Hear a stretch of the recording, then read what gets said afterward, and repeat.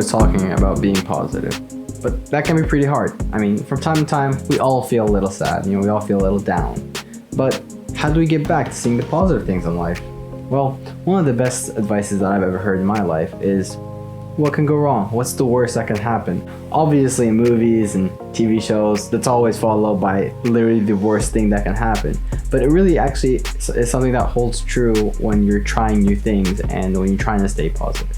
Whenever you try something new, you're very likely to fail because you're trying something new and you've never done it, you don't have the skills to do it.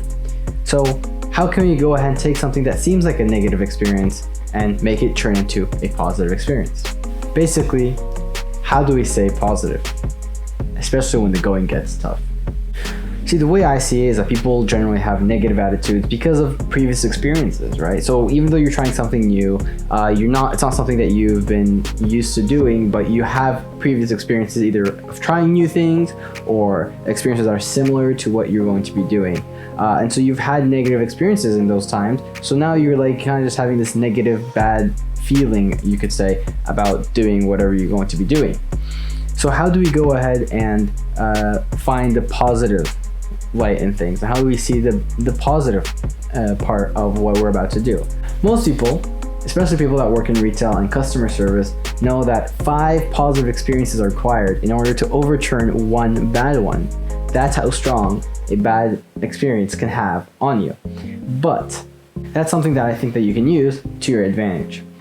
Instead of letting your brain subconsciously tell you that one bad experience is 5 times worse than one good experience, you can try to remember all the great experiences that you have. And whenever you have a bad experience, don't forget about it, but try to learn from it, and then remember that bad experience was just a learning experience. It wasn't the end of the world.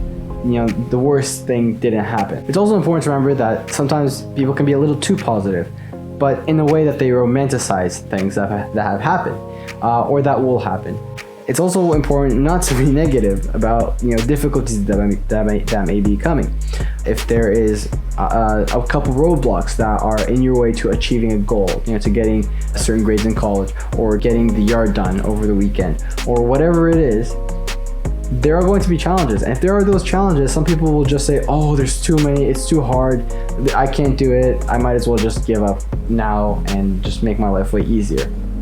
But here's the thing, those difficulties are what make things worth it. Nobody said success comes easy. If something was easy, then it wouldn't be special.